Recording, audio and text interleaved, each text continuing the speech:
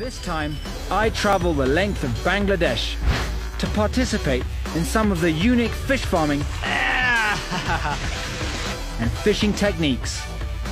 If you get it wrong, you'll twist the boat and mess up all the fishing. Always make sure you've got pressure on the oar or you go overboard. My adventure includes a thrillingly dangerous train-top journey to the country's capital. Anyone standing up on the roof is going to get their head taken off. With a bounty of live fish. Do not try this at home. To visit a gigantic indoor market. The quality of the produce in here is incredible. Before traveling hundreds of kilometers to one of the largest mangrove swamps in the world. We are a long, long way from anywhere. Where I'll learn how to fish in the midday sun with a group of specially trained otters. I'd rather be an otter in this heat than a fisherman, because it's sweltering hot. Finally, I'll create a mouth-watering meal. Absolutely delicious. For my new otter fishing friends using Bangladeshi's delicacies. I'm very happy. Good. I think I've cooked enough for about 15 people here. On the bike.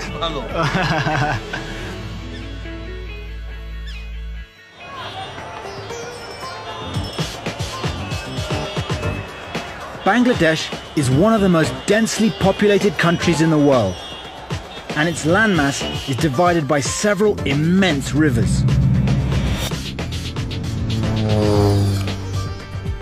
The Jamuna and Ganges streams split the country down the middle to form the enormous Padma River, which eventually flows into the Ganges Delta on the south coast.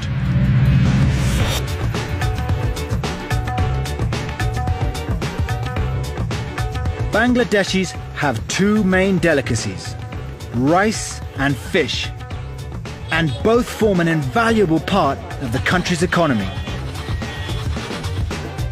I'm here to see how the harvesting of fish differs between the north and the south, either side of the Padma River. My journey starts in the northern farmland in the Mymensingh district, some 120 kilometers from the country's capital, Dhaka. And already I feel right at home with Bangladesh's favorite sport, cricket. That was not meant to happen.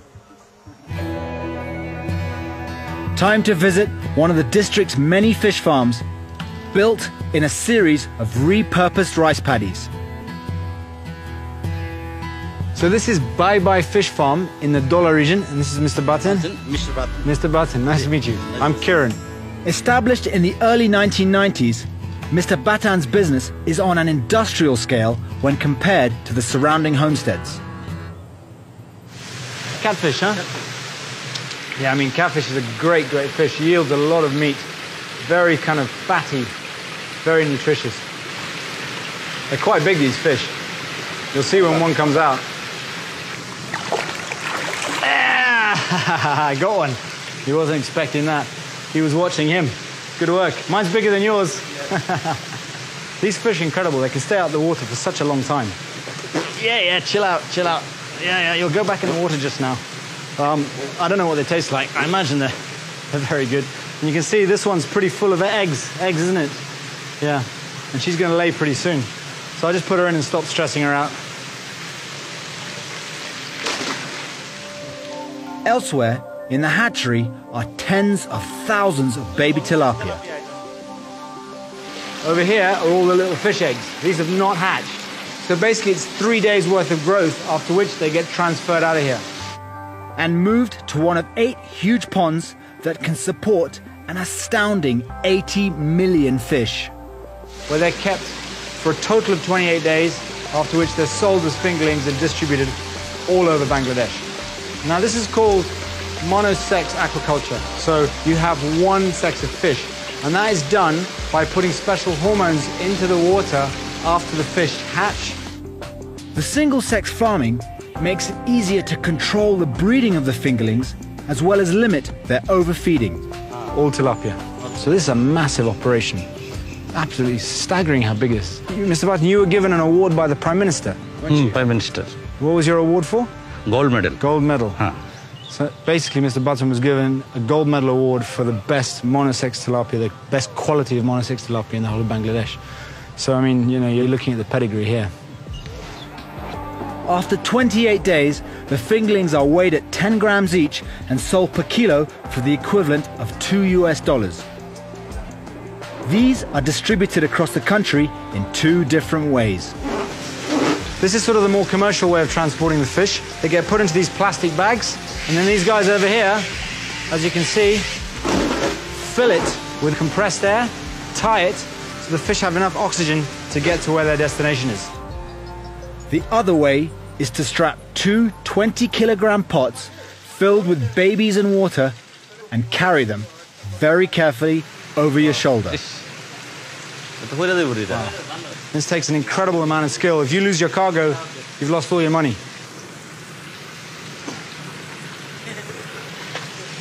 Flipping heck. Oh my goodness, you've got to have shoulders of steel to do that. It's tough, huh? I mean, you've got to remember you've got live cargo in there, you know? I have no idea how they would do this over the distances that they have to. That's incredible. And the way of transporting with this very rudimentary system is on a train. Literally on a train. Thank you very much. Which, for reasons I may regret, will be my chosen method of transport to Dhaka in the morning. And the industrial scale of this farming couldn't be more different from my eventual fishing method. When I joined the infamous fishermen of the Sundarbans mangroves and their specially trained otters on a sweltering all-day mission to catch fish. Let's go, yeah, okay, let's work. It's relentless.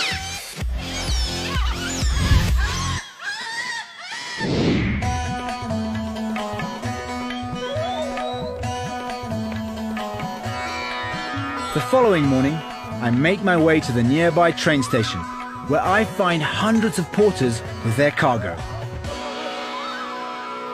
It's actually staggering to see how many of them transport their cargo to market like this.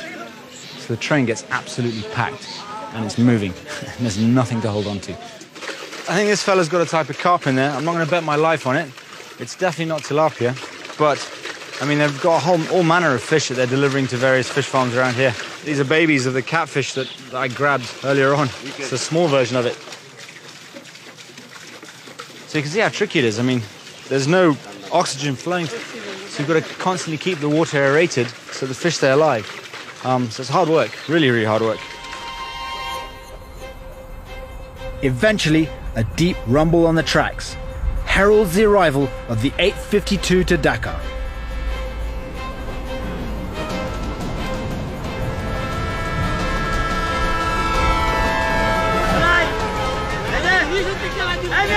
The energy levels in this place have suddenly just gone up. Everyone's kind of, you know, trains coming, as often happens on platforms.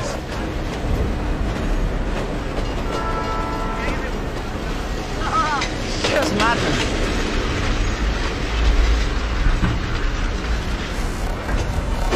No sooner has it come to a stop, and there's a mad dash to the roof. It's all right, mate. Here. Ready? Go on.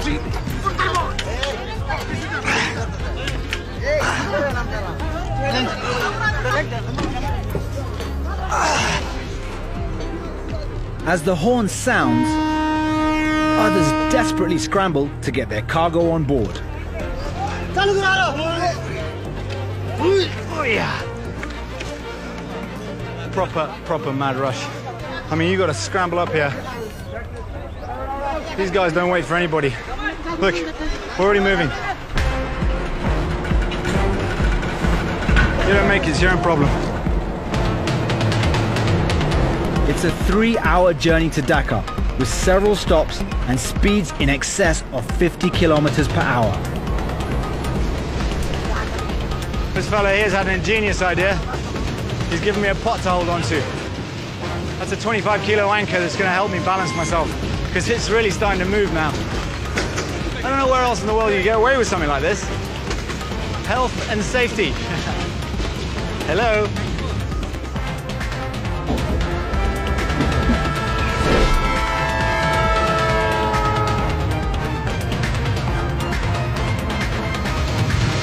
fella here is kind of taking me under his wing. He's like, watch out, sit down, stand up. You're all right now for the next 10 minutes. Low, hanging wires make the journey all the more hazardous. Okay, the chap just blown his horn there because we've got to get down because anyone standing up on the roof is going to get their head taken off. And that is not all. The train often comes into these areas where the foliage is right up against the carriage. And the thing is, as it gets thicker, there are areas where it really hangs over low and you have to duck right down. And if you're not careful, you'll get a proper slap in the face with some greenery. And while that's not enough to kill you, it's definitely enough to destabilize you and knock you off the train. The train driver really wellies the horn whenever we're coming into the stations.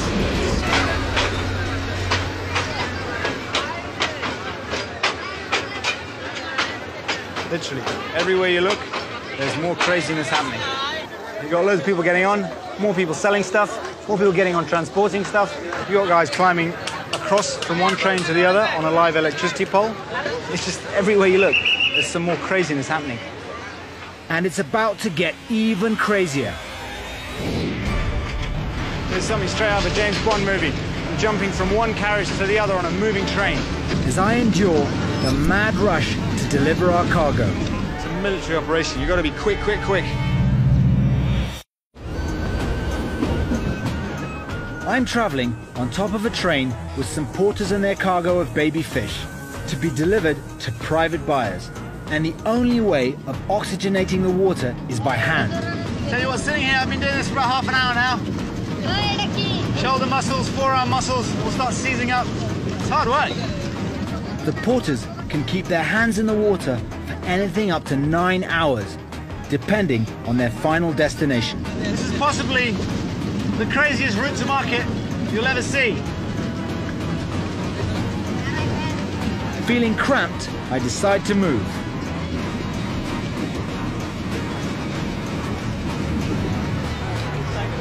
Get down, duck, duck. Do not try this at home. Despite the obvious dangers, for some, there's money to be made. So this guy is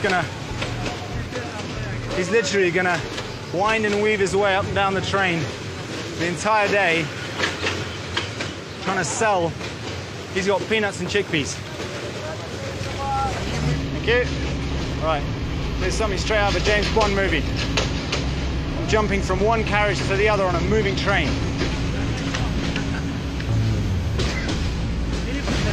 This fella's selling some fried bhaji type things. Pastry, stuffed with vegetables, most likely potatoes. This is without a doubt the fastest market in the East. We've been on the move for 2 hours now, and there are some inevitable casualties. The lads here have been aerating the whole way. So there's a lot of collateral damage. They can't keep them all alive. What is interesting though, all the dead ones, you've got these little boys who run up and down the train and they collect all the dead ones into little bags. And I guess they just go and cook them and eat them, sell them at home, make soup, I'm not sure, but they don't go to waste, that's for sure.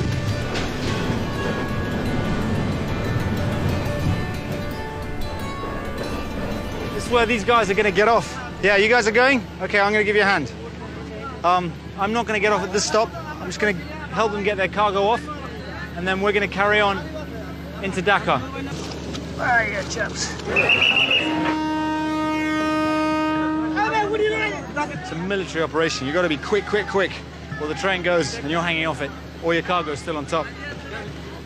Cheers, guys. Good luck, huh? Right, they're off. The fish have now been in those pots for such a long time. They need to get them to whoever's buying them so that as many are alive as possible so they get paid. Whoever's buying the fish is not going to pay for dead ones. Not wishing to push my luck, I decide to ride the final leg in one of the goods carriages below, Dhaka, where I discover crates of yet more fish. So this is a very good example of what tilapia look like when they come out of the pond.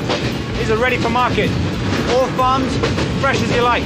They're going to go straight to a market in Dakar, where they'll be sold immediately and distributed all over. Finally, after a hair-raising 3-hour journey, we eventually reach Bangladesh's capital, Dhaka. Out of the frying pan, into the fire. Here comes Dhaka. Dhaka is one of the world's fastest growing and most populated cities, with some 45,000 people per square mile. This city is chaotic, honestly. And there are rickshaws on the roads, on the side streets, all over the place. The Rickshaw Express. And the best way to get to the Kawan Bazaar, the largest market in Bangladesh. Now, you've got to think, with the massive population that Dhaka has, you are going to need a big market to be able to supply the demand. It's a cavernous hive of activity, jam-packed full of fresh ingredients. The quality of the produce in here is incredible. Look at this place. I mean, there's about 3 or 4 different varieties of turmeric in here. Incredible chilies. Very nice, very nice. All these sacks here, rice, right up to the ceiling, and about 20 stalls deep. This is good for pilau. This is specially biryani pulao. Do you know biryani? Yeah, I know biryani. Red Yeah. Indian. I know biryani, I know pilau. This is what you use? Interesting. I've walked for about 50 meters now, flanked left and right by just limes. Mountains of the highest quality ginger. And over there, mountains of the highest quality garlic. There is a reason for these fans being here, and it's to blow the skin that comes off the onions, to blow it away, so you don't get piles and piles and piles of skin on your stand. Presentation is everything. Eventually, I find the fish section. If you ever doubted whether or not Bangladesh were a fish-loving nation, come here. Wow. Look at these. This is the same type of catfish that I hauled out of the pond back at Mr. Baten's fish farm. We've got carp and snakehead here as well. And then there's the wild fish. All of this here is freshwater fish. You have freshwater prawns. Over here, this is a fish called pomfret, which is an ocean fish. And that is really good to eat. I mean, that is like top 10 fish in the world for me to eat. Where I'm headed to next is where the river meets the ocean in a big brackish mangrove environment. We're going to catch wild saltwater species. But first, at the end of a very long day, I need to get some sleep.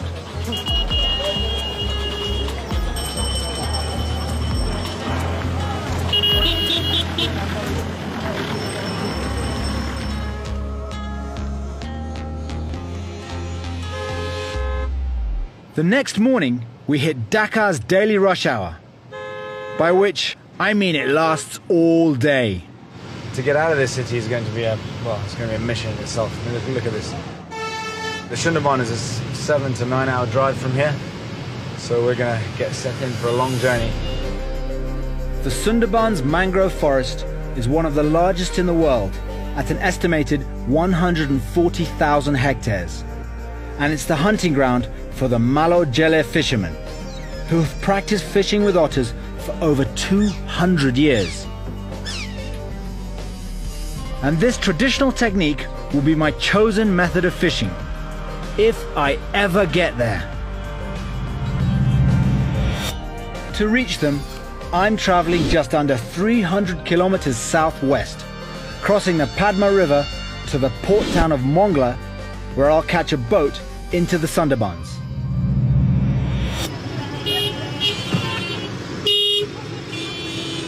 Gonna take our tire off. Oh, it's gonna be close. Okay.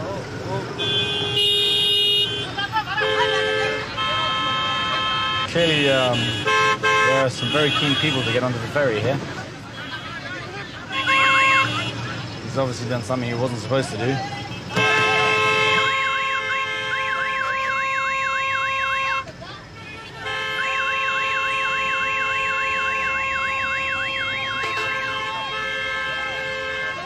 The through, we're through. Let us through. That was an experience. And it's not over yet. We've not moved a single inch, and I'm pretty much dying of heat exhaustion in this car. It is swelteringly hot. And after a 4-hour wait in nose-to-tail traffic, we finally board. Finally, we're on. I don't even know how long it takes to get across this river. I'll tell you how long it takes to get on the ferry to get across the river. It turns out that the crossing will be another 3 hours. The Padma River is the main channel of the Greater Ganges and a vital shipping and trade route, literally splitting the country in two and limiting access to Bangladesh's seafood in the process. A lot of the fish that is eaten internally in Bangladesh is fresh water, and it's because of this river. It stops all the seafood getting up there. So if you want to get to the seafood, you have to cross this and go another couple of hours. They're actually building a bridge over this, but it's going to take them another, well, at least 3 years. Some say up to 8 years maybe to complete it. And when they do complete it, it'll have a massive impact on the economy of Bangladesh.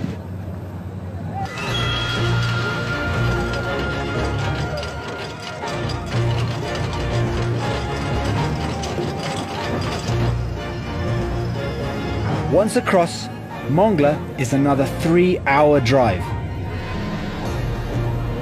Coming to the end of the day now. That's a good 12-hour journey under our belt so far. And we're still not at our destination. It takes a long time to travel across this country.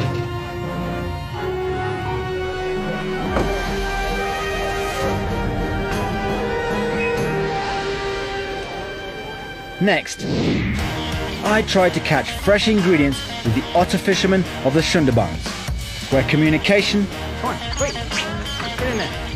and balance is everything. Hopeless.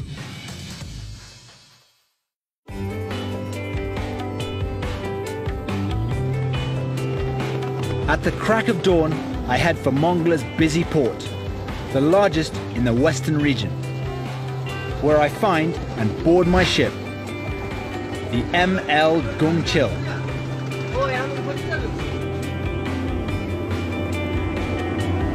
A 60-foot ferry destined for the Sundarbans mangrove forest, which is a short chug along the Persa River. I've been traveling now for about 30 hours to get to the fishermen from Dhaka, and still not there. Still got 2 hours to go, so this is the last push. Along the way, we pass scores of net fishermen. All these guys you can see out here with the blue nets are actually prawn fishermen, and they're catching baby shrimp to be able to then go and sell to the many prawn farms that are in this area. You can see there's a lot of them, so it's obviously a very lucrative industry. Further upstream, large container ships carrying frozen fish for export cross paths with others importing grain and fertilizer.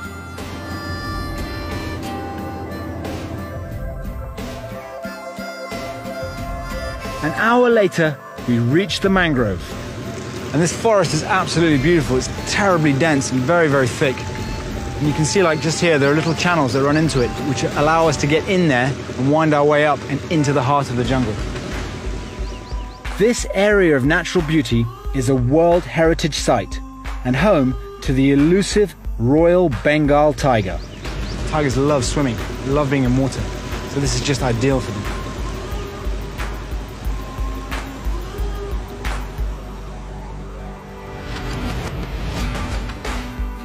And an incredible 32 hours after leaving Dhaka, I finally get to meet my fishing companions. The otter fishermen of the Sundarban. I can tell you, I can hear immediately a whole bunch of squeaking otters, which I'm assuming are in that little cage on the front of the boat. How are you? Nice to meet you. They're going mental. I think they want to go fishing.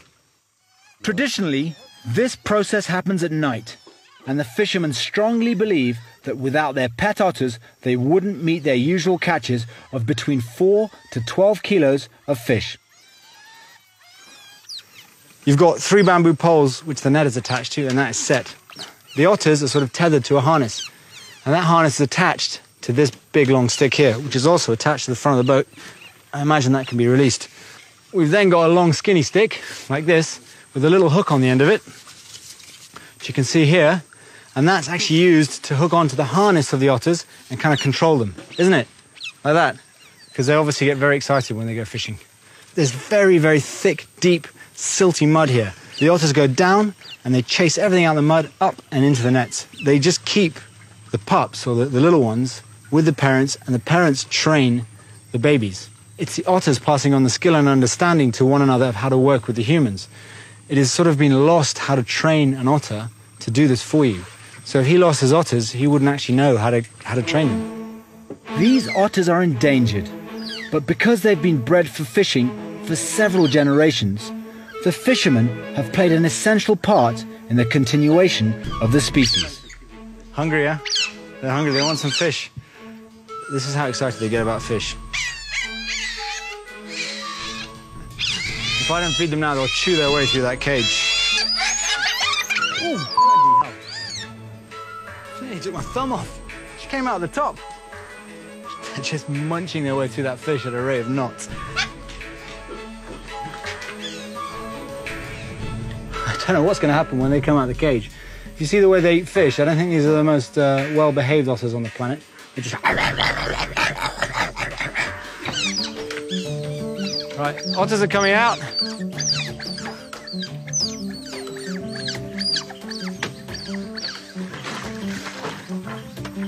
So we've got the mother and the father on the poles, and the baby, she doesn't need to be, because she'll stay there and follow her mum and dad around, so she doesn't need to be tethered, and she's free to go and really get involved. The process is intriguing. You've got this long net that's attached to this sort of football post-shaped bamboo frame, and they push the net down and along the bottom of the mangrove. As the net goes down, the 2 otters that are tethered get a bit of a tug, and that's their signal to dive. And these 2 guys here control the boat, and they start out and they bring the boat in very slowly with this method close to the shore. So it's a 4-man, 3-otter job. I'd rather be an otter in this heat than a fisherman, because it's sweltering hot, and in order to catch enough, we're going to have to be out here for a whole day. Time to get stuck in. Let's go, yeah, okay, let's work. It's relentless. Net down. Oi, oi.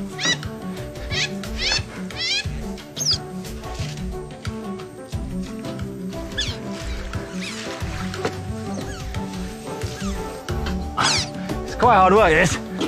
And to be honest with you, I haven't quite got the knack of it.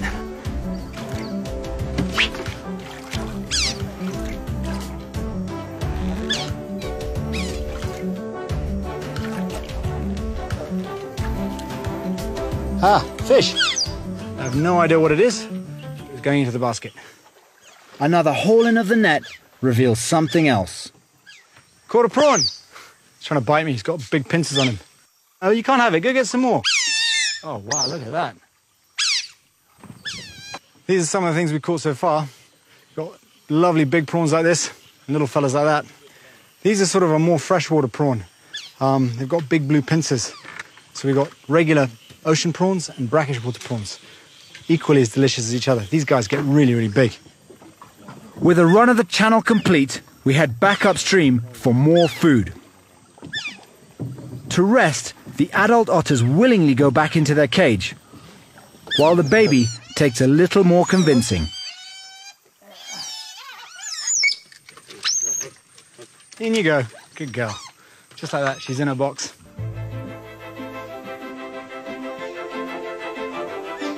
As the afternoon passes, the weather closes in.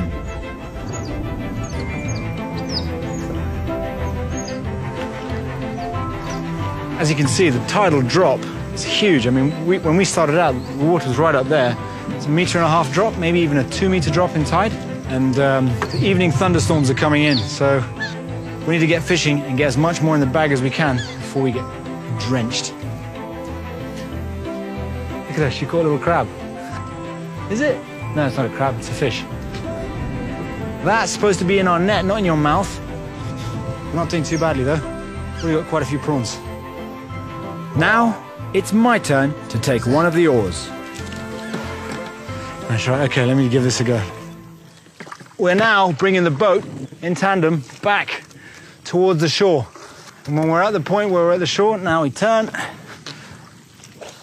and we go the other way. If you get it wrong, you'll twist the boat and mess up all the fishing. Yeah. For a first timer, I'm not doing badly. But I'm so focused on the oar, I forget where my feet are.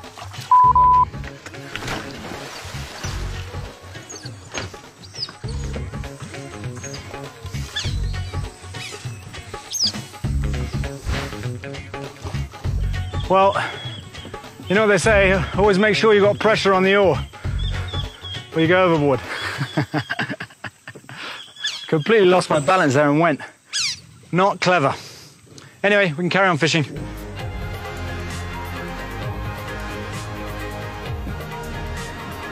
Witnessing the symbiotic relationship between these amazing creatures and the 4 men who look after them has been unforgettable. And I feel very humbled to have experienced such a fascinating but dying tradition.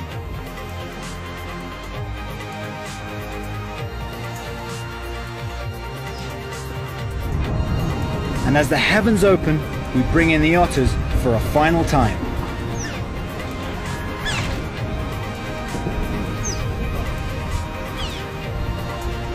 We've had successful fishing, we've got a lovely load of prawns, which means I can now cook up a fantastic dish for all the guys here.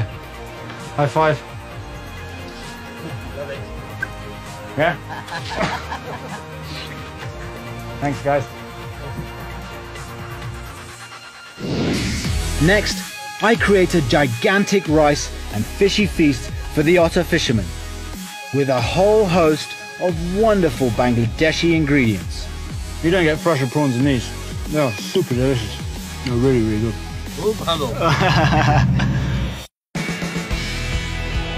On my epic journey through the north and south of this fish-loving nation, I've risked life and limb riding a high-speed train to transport fresh cargo. This is possibly the craziest route to market you'll ever see. Visited a neon-lit labyrinthine market in busy Dhaka. It's staggering how good the quality is. Everything is really fresh. And experienced one of the most unique fishing techniques I have ever seen with a group of trained otters. So it's a 4-man and 3 otter job. Now, on board my vessel, I'll bring all my ingredients together to celebrate Bangladeshi cuisine. I had an absolutely incredible day yesterday with the otter fishermen and those amazing little otters. And this entire trip to Bangladesh comes together, hopefully, in an amazing meal, which it is my responsibility to create. Bangladesh has been sensory overload on every level. From my perspective as a chef, one of the culinary finds of my life. It's vastly underrated. I mean, I'll give you an example. Look at this thing over here in the background. I saw these things floating around the market. I was like, oh, baby coconuts. They're not baby coconuts. They're some sort of palm fruit. I tried them. Absolutely incredible. I've never seen that before in my life. That will make a bit of a guest appearance later. So the dish today is a sort of cross between a biryani, which is a very traditional Bangladesh dish. They're famous for their biryani. And it's a rice dish and a paella and a pilau. And again, just throwing a few things together. So the rice that I'm using today is called pulao chow. It's a very, very small grain rice, and it just looks incredible. I've never used it, and I think it's going to be fantastic. It's going to be a very, very simple dish, including the star of the show will be the prawns. We've got these wonderful tiger prawns, this sort of brackish water prawn with big blue pincers, and these things get very, very big. That's actually quite a small one. Then we've got 2 types of estuarine prawn. This type here with a red tail, and then these fellas here, which are just a little bit darker. I'm going to keep them with their skin on so we can identify what is what, see if there's a difference in flavor. The other thing I'm throwing in here, I found these wonderful green aubergines. Never used them before. I had a dinner the other night and they served me a green mango curry, and the green mango was cooked. And I've never had that before. It was absolutely delicious. So that kind of inspired me a little bit, and that's going to go into this as well. It's quite a few components, but it all comes together in one big pot so I can take it over the otter fisherman and we can get stuck in. For my prawn sauce, I'm heating some mustard oil, Great aroma, love it. into which goes a bay leaf, cinnamon, cloves, cardamom, a few cumin seeds, and fried until fragrant. Then chopped onions. Lid on, let it sweat. While that's happening, I'm just going to chop up a few tomatoes. Into this, I'm going to throw a couple of teaspoons of powdered coriander, a little bit of chili powder. Now for the holy grail of anything spicy, garlic, chili, ginger. Crushed garlic, good healthy dose of chili, good healthy dose of ginger. Bangladeshis like spicy food, so I better live up to their expectations. Following the tomatoes, a drizzle of honey to balance the flavor. Season with salt and leave to cook down on a low heat. The next thing I need for my dish is a little bit of texture, and that's going to come in the form of deep-fried aubergines and deep-fried onions. These are finely chopped and dunked into boiling hot oil until crispy. The more I'm looking at this dish, the more it's turning out to be a biryani and not a paella. Let's call it a biryani. No, let's call it a pilau. Pilau. And thank God we're under this tarp here, cooking on our little boat, because if we're out with the fishermen, we'd be dying of heat exhaustion. Out there, with all this heat as well from underneath, you'd be getting a double whammy from the top and the bottom. Not good. So now what I'm going to do, might seem a bit strange, but I'm going to take this out of the saucepan. I want it to cool a little bit. If you cook the prawns here and then cook them again, you kill them. Overcook them, you have horrible prawns. The next stage of this whole process is to fry off my rice. This technique works very well for rices that are not starchy. So arborio rice or sushi rice, things like that, not good. It doesn't work well for American long grain rice, but jasmine, basmati, any of those types, or something like this pilau rice, I think it'll be fantastic. The rice is shallow fried in hot oil and stirred repeatedly until it changes color. You must be quick, otherwise you can burn the rice and turn it into sort of Rice Krispies, which is not good. While the rice cooks, I deep fry a mixture of red and green sliced aubergines. These things soak up oil like a sponge. You don't want them too brown, just get a nice golden color on them, whip them out. This rice is beautifully fried off now, but remember it's raw, so it needs to be cooked. What this method of cooking really helps to do is to have fluffy, separate, perfectly cooked rice. Now for my prawns. They go into the cooled prawn sauce and followed by one peeled green mango sliced into chunks. A little seasoning and that completes the main components of my pilau. So now we can start to build this hybrid of a pilau. First goes the uncooked fried rice and a layer of deep fried onion and aubergines. Then a good scoop of the prawn and mango sauce topped with more rice.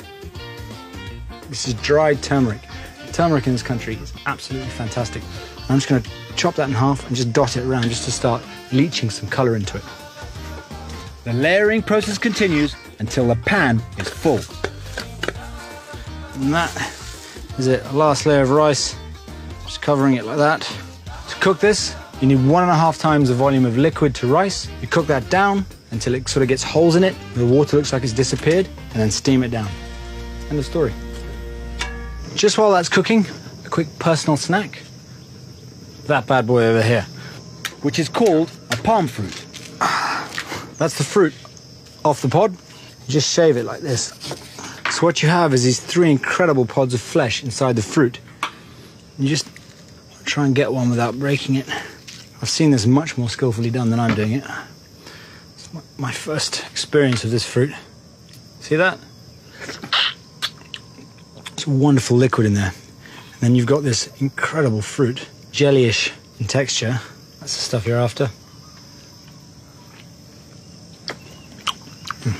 Sweet, juicy, incredible texture, absolutely delicious.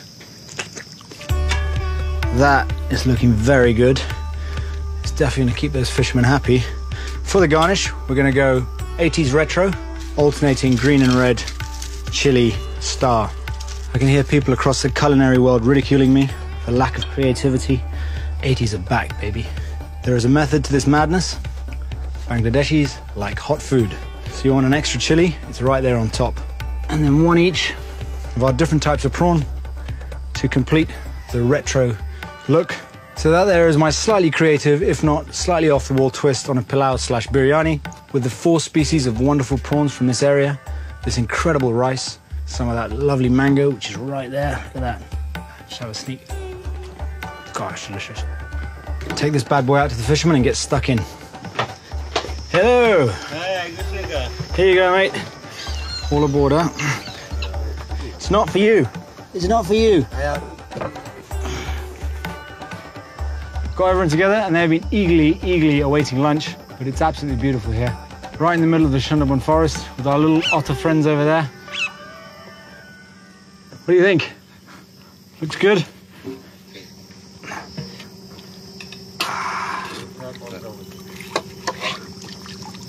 This variety of rice is absolutely delicious. I can see why it's called pilau rice. It is absolutely perfect. Good or bad? You like it? Taste good? What does balu mean? Good? Very happy? I mean, you don't get fresher prawns than these. They are super delicious. I think out of the 4 species of prawns we got in here, my favorite are these big ones. These giant tiger prawns. They're meaty, they're sweet. There's a reason they're sought after. And I compare them to all the rest. They're really good. And this mango in here, the winner. It brings that citrus element that the dish needs. Amazing texture when you cook it. This has come out well. I think I've cooked enough for about 15 people here. Balo. On the bite. I don't know it. On the bite. Thank you very much, guys. This whole food adventure into Bangladesh has been epic. From those massive aquaculture projects to that insane ride into the city and that huge market with all the produce that helps feed Bangladesh's massive population. And then coming down here to meet the otter fishermen and seeing how they make their living, this country has been a food bonanza. The Rickshaw Express.